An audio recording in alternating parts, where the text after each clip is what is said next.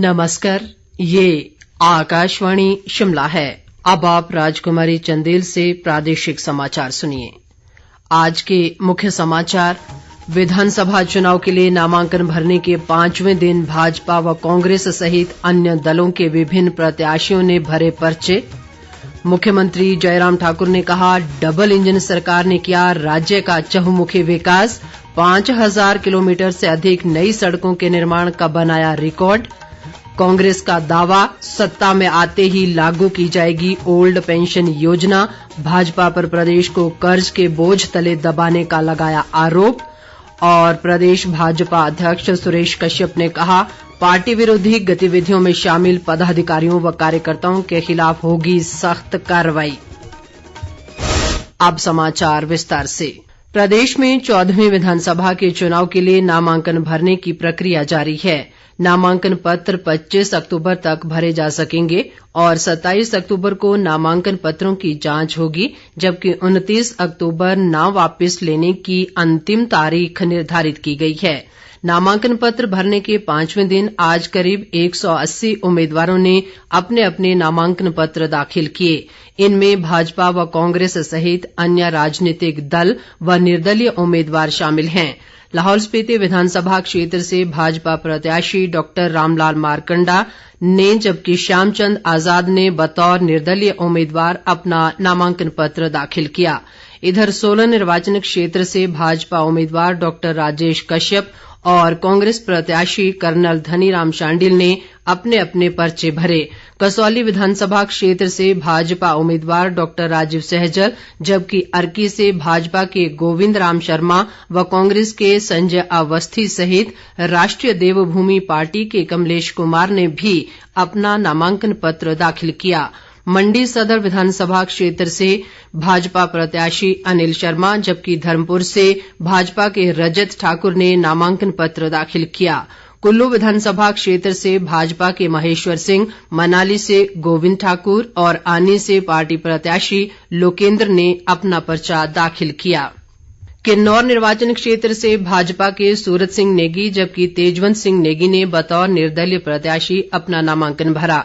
उधर चंबा से भाजपा की नीलम नैयर, जबकि कांग्रेस के नीरज नैयर और चुराह से भाजपा के हंसराज, वहीं भरमौर से भाजपा के डॉक्टर जनकराज व कांग्रेस के ठाकुर सिंह भरमौरी, जबकि भटियात से कांग्रेस उम्मीदवार कुलदीप सिंह पठानिया ने भी अपना नामांकन पत्र भरा। इधर शिमला शहरी निर्वाचन क्षेत्र से भाजपा उम्मीदवार संजय सूद, शिमला ग्रामीण से रवि मेहता और कसुम्पटी से पार्टी प्रत्याशी सुरेश भारद्वाज ने उपायुक्त कार्यालय शिमला में अपने अपने नामांकन पत्र दाखिल किए। इसके अलावा चौपाल से भाजपा के बलवीर सिंह वर्मा, जबकि कांग्रेस के रजनीश किमटा, ठियोग से भाजपा के अजय कुमार, वहीं कांग्रेस के कुलदीप सिंह राठौर, शिमला ग्रामीण से विक्रमादित्य सिंह और शिमला शहरी से कांग्रेस के हरीश जनार्था ने भी अपने अपने पर्चे भरे। कुटलैहड़ विधानसभा क्षेत्र से भाजपा प्रत्याशी वीरेंद्र कंवर, जबकि ऊना से कांग्रेस के सतपाल रायजादा और कग्रेट से कांग्रेस प्रत्याशी चैतन्य शर्मा ने भी अपना नामांकन पत्र दाखिल किया। नौदौन निर्वाचन क्षेत्र से भाजपा के विजय अग्निहोत्री और कांग्रेस के सुखविंदर सिंह सुक्खू ने भी अपने अपने पर्चे दाखिल किए। प्रदेश में विधानसभा चुनाव के लिए 12 नवंबर को वोट डाले जाएंगे, जबकि 8 दिसंबर को मतगणना होगी। विधानसभा चुनाव के लिए नामांकन पत्र दाखिल करने के साथ ही चुनाव प्रचार भी जोर पकड़ने लगा है।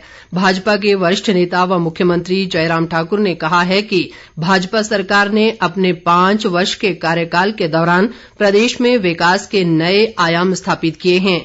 वे आज सुंदरनगर में भाजपा प्रत्याशी राकेश जम्वाल के नामांकन के बाद एक चुनावी जनसभा को संबोधित कर रहे थे।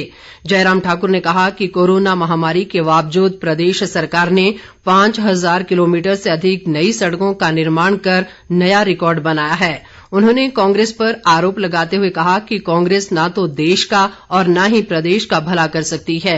जयराम ठाकुर ने कहा कि भाजपा के पास देश ही नहीं बल्कि दुनिया का सर्वश्रेष्ठ नेतृत्व है और राज्य के चहुमुखी विकास के लिए डबल इंजन की सरकार जरूरी है।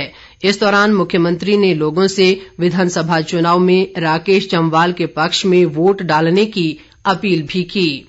उधर भाजपा नेता व जनजातीय विकास मंत्री रामलाल मारकंडा ने केलंग में आज एक चुनावी जनसभा को संबोधित करते हुए कहा कि भाजपा सरकार के पिछले 5 वर्ष के कार्यकाल में लाहौल स्पीति जिले में कृषि के क्षेत्र में अभूतपूर्व विकास हुआ है। उन्होंने कहा कि कांग्रेस के शासन की तुलना में भाजपा के कार्यकाल में लाहौल स्पीति के बजट में बढ़ोतरी की गई है। रामलाल मारकंडा ने लोगों से वोट और समर्थन की अपील करते हुए कहा कि वे लाहौल के विकास के लिए हमेशा कार्य करते रहेंगे। कुल्लू से भाजपा उम्मीदवार महेश्वर सिंह ने नामांकन पत्र दाखिल करने के बाद पत्रकारों से बातचीत में कहा कि प्रदेश में डबल इंजन की सरकार ने अथाह विकास कार्य करवाए हैं। उन्होंने कहा कि वे जिले के लिए अनेक बड़ी योजनाएं लाने में भी कामयाब रहे। महेश्वर सिंह ने विश्वास जताया कि प्रदेश में फिर से भाजपा की सरकार बनेगी। बाद में उन्होंने ढालपुर के रथ मैदान में एक चुनावी जनसभा को भी संबोधित किया। कांग्रेस की राष्ट्रीय प्रवक्ता अलका लांबा ने भाजपा पर आरोप लगाते हुए कहा कि जयराम सरकार प्रदेश को 10 लाख बेरोजगारों की सौगात और करोड़ों रुपए का कर्ज देकर जाएंगे। सुंदरनगर में आज पत्रकारों से बातचीत में कांग्रेस की 10 गारंटियों का जिक्र करते हुए उन्होंने कहा कि कांग्रेस सत्ता में आते ही पहली कैबिनेट मीटिंग में ओल्ड पेंशन स्कीम लागू करेगी। अलका लांबा ने कहा कि इसके अलावा घर घर लक्ष्मी के तहत 18 से 60 वर्ष आयु वर्ग की महिलाओं को 1500 रुपए प्रतिमाह सहायता राशि और किसानों व बागवानों को फसल के उचित दाम मुहैया करवाए जाएंगे।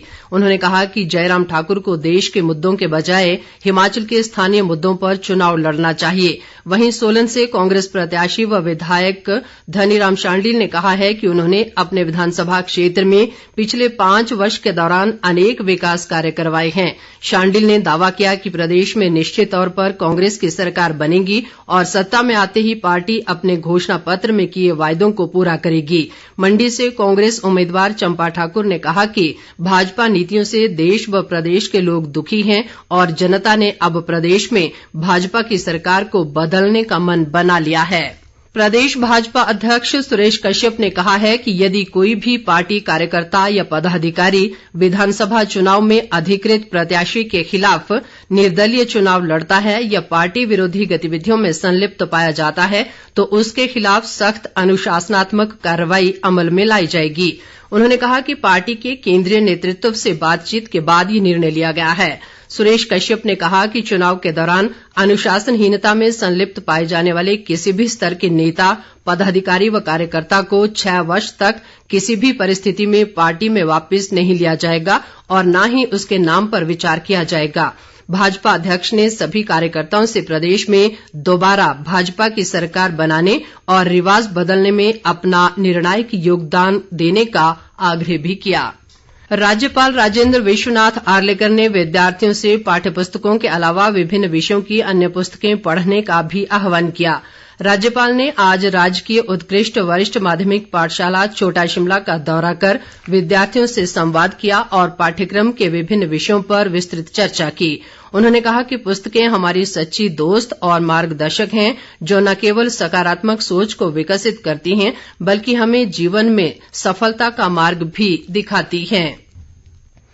प्रदेश में विधानसभा चुनाव के दौरान लोगों की 100% भागीदारी सुनिश्चित करने के उद्देश्य से राज्य निर्वाचन विभाग द्वारा विभिन्न जागरूकता कार्यक्रम आयोजित किए जा रहे हैं। भारत सरकार के सूचना व प्रसारण मंत्रालय के तहत केंद्रीय संचार ब्यूरो के क्षेत्रीय कार्यालय हमीरपुर द्वारा आज कांगड़ा जिले की राजकीय वरिष्ठ माध्यमिक पाठशाला सदवां में 2 दिवसीय मतदाता जागरूकता अभियान के अंतर्गत जागरूकता रैली, पोस्टर पेंटिंग और स्लोगन राइटिंग प्रतियोगिता का आयोजन किया गया। इस दौरान विद्यार्थियों ने नुक्कड़ नाटक के माध्यम से वोट के अधिकार के बारे में विस्तार पूर्वक जानकारी दी। इधर शिमला की वरिष्ठ माध्यमिक पाठशाला लक्कड़ बाजार में मतदाता जागरूकता अभियान चलाया गया जिसमें स्कूल के सभी विद्यार्थियों व अध्यापकों ने भाग लिया। इस दौरान निर्वाचक साक्षरता क्लब के माध्यम से पेंटिंग व नारा लेखन प्रतियोगिता करवाई गई। अंत में मुख्य समाचार एक बार फिर। विधानसभा चुनाव के लिए नामांकन भरने के 5वें दिन भाजपा व कांग्रेस सहित अन्य दलों के विभिन्न प्रत्याशियों ने भरे पर्चे।